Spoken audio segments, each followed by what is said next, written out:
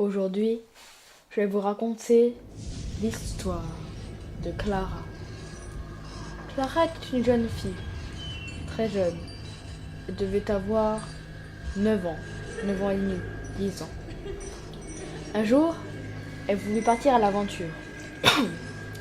Elle voulut aller explorer la forêt. Elle dit à sa mère: « Maman, puis-je aller visiter la forêt ?» Sa mère, trouvant qu'elle était assez âgée pour pouvoir y aller seule, accepta. Clara alla donc dans la forêt avec un panier pour pouvoir ramasser quelques fleurs, peut-être des feuilles, des glands, tout ce qui pouvait lui plaire.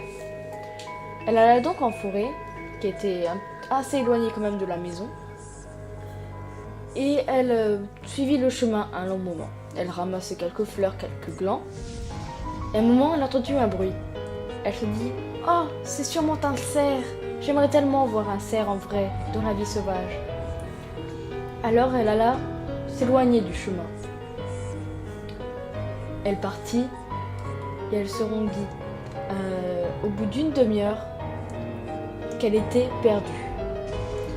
Car ce bruit, elle ne savait pas d'où ça venait et qu'elle se dit qu'elle devait abandonner, car elle était déjà bien trop longtemps qu'elle était déjà partie. Alors elle regarda autour d'elle. Que vit-elle? Des arbres, quelques petits reflets lumineux, rien de plus. Il était là vers 2 heures de l'après-midi. Elle se dit qu'il fallait suivre le vent. Le vent soufflait dans une direction, elle l'a suivi. Elle se dit que tôt ou tard, elle trouverait de toute façon un chemin, et peut-être qu'il y aurait un village ou quelqu'un qui pourrait la conseiller pour rentrer chez elle. Alors elle marcha. Elle marcha un certain temps. Mais ce qu'elle ne sait pas, c'est que dans cette forêt, dans le coin où elle était, peu loin d'elle, il y avait là un arbre vraiment spécial. Car sur cet arbre, il y avait 3 personnes qui ont été pendues. Brigitte, Louis et Félicia, ainsi qu'un chien qui a été accroché à cet arbre et qui est notamment mort de faim, de soif. Et donc voilà. Nous ne savons pas trop ce qui a pu les pousser à se suicider cependant. Personne ne les connaissait vraiment. Nous pensions qu'ils étaient des visiteurs. Enfin, nous ne savons pas trop. Tout ce que nous savons, c'est leur identité, c'est-à-dire leur prénom. Car il y avait la mère, Brigitte, qui était une adulte, et Louis, notamment le père de Félicia, qui avait quelques papiers sur elle. Puis, pendant ce temps-là, Clara avait une petite faim. Car le temps qu'elle cherchait, il était là vers 4 heures de l'après-midi. Elle chercha alors, au lieu de trouver le chemin, quelque chose de quoi se nourrir. Un quart d'heure plus tard, elle trouva un framboisier. Elle s'approcha, vérifie bien que ce soit des framboises, en ôta une, bien mûre, et en cueilla quelques-unes. Une fois quelques framboises cueillies, elle en mangea toujours, car elle avait vraiment faim. Elle avait peu mangé à midi. C'est à ce moment que le buisson bougea. Elle se dit que c'était le vent, car c'était un jour d'automne. Alors, quand tout d'un coup, quelque chose lui attrapa la main. Le pied, pardon. Quelque chose lui attrapa le pied. Tout de suite, elle essaya de s'enfuir en reculant, essayant de voir ce que c'est. Elle vit une main assez claire, un peu transparente. Elle comprit rapidement que ce n'était pas quelque chose d'humain pour elle. Alors ce qu'elle fit, c'est qu'elle se retourna pour voir autour d'elle. Derrière elle, il y avait Brigitte, qui pour elle n'était qu'un vulgaire fantôme. Alors elle coura pour fuir.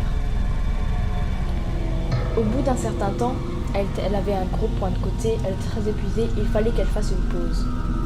Elle s'assura que personne ne l'avait suivie, et elle s'arrêta. Elle s'asseya sur un petit rondin de bois. Tout à coup, elle entendit des aboiements. Des aboiements, elle se dit que c'était peut-être un loup, mais qu'un loup n'aboie pas. Donc, par conséquent, ce serait un chasseur. Car c'était encore la journée et que le soleil n'allait pas tarder à se coucher et que c'était ce moment où le chasseur rentrait chez lui. Alors elle suivit le son des aboiements. Une fois qu'elle eut bien suivi et qu'elle eut bien remarqué d'où venaient les aboiements, elle courut, car elle voulait rentrer chez elle. Une fois qu'elle fut face au chien, pas n'importe quel chien, un chien tout aussi opaque que le fantôme qu'elle avait vu tout à l'heure, avec un mari. Oui, par contre. Donc là, elle n'avait qu'une seule solution, fuir à nouveau. Elle courut, toujours Louis et le chien à ses trousses. Elle courut, elle réussit à les semer en se cachant derrière les arbres, un peu comme ça. Puis, elle vit de la lumière, un pré. Un pré avec une maison abandonnée. Quelques maisons, mais en ruine. Il n'y avait qu'une seule maison, à peu près correcte. Elle regarda dans la maison, tant qu'elle en avait encore l'occasion, et elle vit qu'elle était vide, et qu'il n'y avait pas de téléphone, pas d'eau courante, rien de tout ça. Alors elle regarda un peu autour des maisons, et elle vit une cabine téléphonique, un peu rouillée, mais elle essaya quand même. Comme elle avait été sage, sa mamie lui avait donné 2 euros. Ces 2 euros qui lui seront très utiles, car cette cabine était à 2 euros par affaire. Elle mit les pièces dans la machine, sachant que les 2 parties à sa droite et à sa gauche étaient complètement opaques. Il n'y avait que la porte qui était transparente. Donc, elle appela. Elle connaissait le numéro de sa mère. Elle appela. Le téléphone sonna. Sa mère répondit au téléphone. Oui, allô? Oui, maman, s'il te plaît, faut que tu m'aides, je suis perdue dans une... Elle était morte. Le fantôme l'avait étranglée. Louis. Elle était morte, ici, à cet instant. Sa mère au téléphone. Clara! Clara, que se passe-t-il? Clara, réponds-moi! Clara! Quand tout à coup, on entendit le chien aboyer avec Louis qui faisait ah ah ah ah quand le téléphone se coupa. Depuis ce jour, personne n'a retrouvé le corps de Clara. Personne ne sait exactement où c'était. Ce qu'il nous reste, c'est cette vieille histoire.